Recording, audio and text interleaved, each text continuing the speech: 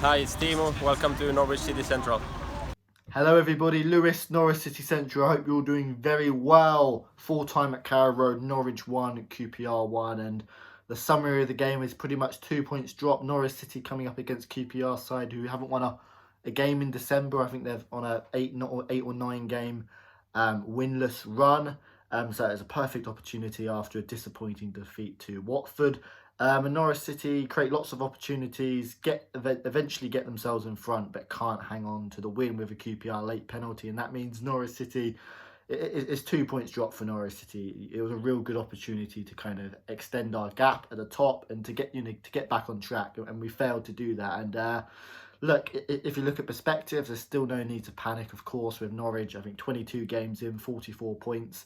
If you extrapolate those numbers, Norwich City would finish the season on 92 points, which is good enough for promotion. But, after after 2 games without a win, after being in such a good run, of course, it is disappointing. But no need to panic. In this game, going to be going through the match review, going to be talking all about the game. I'd love to hear your thoughts down below in the comment section about this game.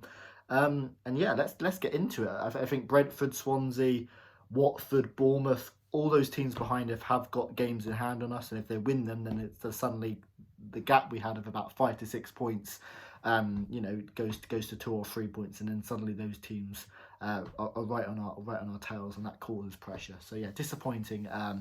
But hopefully we can put it right against Barnsley. Although saying that, Barnsley are up to 8th in the table. They're, I think, one of the form teams in the division. So that is going to be a tough game at Carrow Road on the 2nd of January. But yeah, let's go into the game, talk about the game.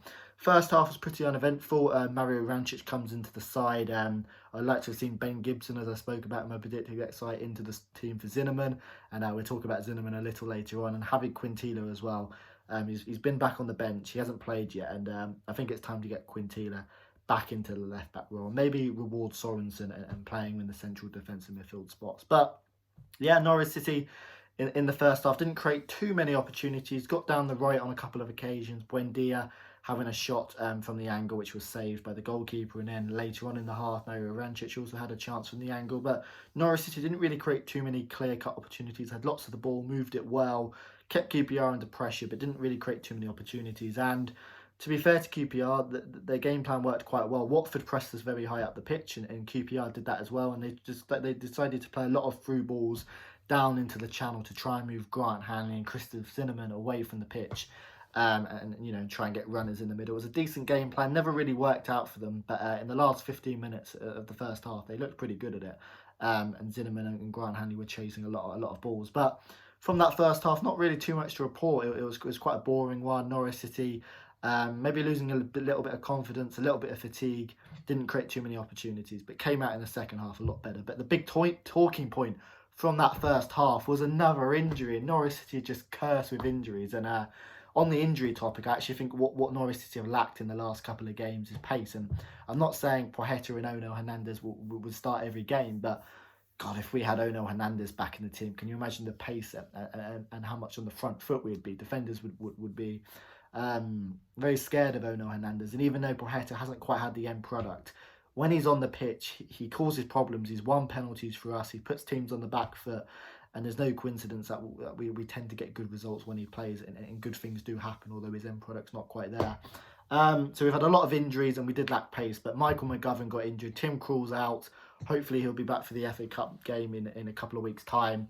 Michael McGovern, who's done a decent job coming in, then gets injured. It's just Norwich's luck, isn't it, to have 2 goalkeepers injured. So that means the youngster Dan Barden has to come in, and didn't have too much to do in the game. But what he did do, I thought he did well. And he's probably going to play against Barnsley at home in our next game. And good luck to him. Yeah, didn't really do anything wrong. And I wish him the best. But in the second half, Norwich City came out and were a lot more better, a lot more on the front foot. And you could kind of tell more in the second half that Norwich were the team at the top and QPR were near the bottom. Norwich City don't really score headers though, and Grant Hanley has a brilliant opportunity and really should score in the first 5 minutes of the second half, but sends his header over the bar. And you're looking at Grant Hanley and you're thinking, the amount of headers he wins from corners and set pieces, you've got to add more goals to your game. And a surprising stat, probably one of the most shocking stats in regards to Norwich City at the moment, is Norwich City haven't scored a corner since, I'll let you have a few seconds to think about it. When was the last time Norwich City scored a corner? It was against Manchester City. all the way back in September 2019, and that was Kenny McLean header. That's a long time. It shows Norwich City need to probably start, getting a few goals from set pieces. But Norwich City had a lot of opportunities. Buendia, again from the angle, forced a good save, and Norwich City had the ball in the back of the net in the 60th minute. Mario Rancic, who had a mixed game, not his best game at all, plays a lovely through ball into Teemu Pukki. Pukki across the box into Cantwell, and he sticks it away from 6 yards, but the offside flag goes up. I'm looking at the replays and I'm struggling to see why it's offside. I think it's a terrible decision from the officials, and Daniel Farke was not happy on the sideline. He was absolutely furious. The ball's played and Cantwell looks behind the ball to me, so I don't know why that was ruled out. But Norwich City keep on, creating chances. QPR are definitely on the back foot. Max Aarons runs into the box, puts the ball across the box. It falls to the other fullback, Sorensen, midway through the second half, and it is a good shot, good clean connection. But the QPR defender clears it off the line. And Norwich City are really, creating a lot of chances now. And it was only a matter of time before Norwich scored. And they did through a penalty. Todd Cantwell, lovely agility in the box. The QPR man takes him down. It's a stonewall penalty. And I kind of enjoyed the saltiness from the QPR Twitter team who were saying Cantwell threw himself to the ground. It's a clear penalty. He's tripped. He goes down. It's a penalty. Teemu Pukki steps up. Sends the goalkeeper the wrong way, a nice penalty into the right-hand corner. And Pukki's penalty, his 11th goal of the season, looks like he's given Norwich City 3 points. Norwich were in total control. And Norwich City, for the most part this season, and particularly this season compared to last season, have been so much more better in terms of game management. We don't tend to throw away leads as much as we did maybe 2 seasons ago. Much more better, much more control, but it didn't happen in this game. We're kind of in control. Sorensen makes a good interception in our own box, and then he loses it, and then Mario Rancic loses a kind of tackle in the middle of the pitch. Poor from Rancic. The through ball goes through the QPR player Samuels in the box, and Zinnerman takes him down. And for me, I like to see the next game as if Ben Gibson come back, and he's a much better defender than Christoph Zinnerman, and I like to see Javi Quintilla back as well. At first I was angry it was a penalty, but looking at the replays, Zinnerman kind of puts his hand on the shoulder of the player as he's running through, and you can't do that, and you can see why it was given as a penalty, and he didn't need to. The player's running away from the goal. Why does Zinnerman do that? So 5 minutes to go, Samuel steps up for the penalty against Dan Barden, and Dan Barden guesses the right way, but the ball goes in the back of the net. In the last 10 minutes, Norwich City struggled to create too many chances, and actually Norwich City in a way could feel quite lucky to get the point, because QPR miss the chance of the season. It is the miss of the season. What on earth is Samuel thinking? He's won the penalty, scored the penalty. Albert Adoma on a counter-attack puts the ball across the box.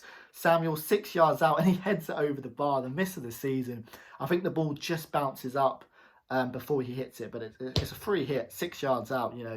I'm not the best at football, believe me, but I could have scored that. I think the majority of people could have scored that. It's a nice, simple tap-in, but somehow he hits it over the bar, and the game ends. Norwich 1, QPR 1. So overall reflection of the game is 2 points dropped, but it could have been even worse as QPR miss an absolute sitter at the end of the game.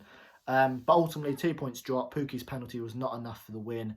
And hopefully Norwich City can put it right against Barnsley. I'd love to hear your thoughts down below in the comment section. If you're new to Norwich City Central, please subscribe. Thank you for all the support as well, and thank you for all the kind comments on the last video as well. So keep your eyes peeled for New Year's Day. Thanks for watching, and I'll see you later.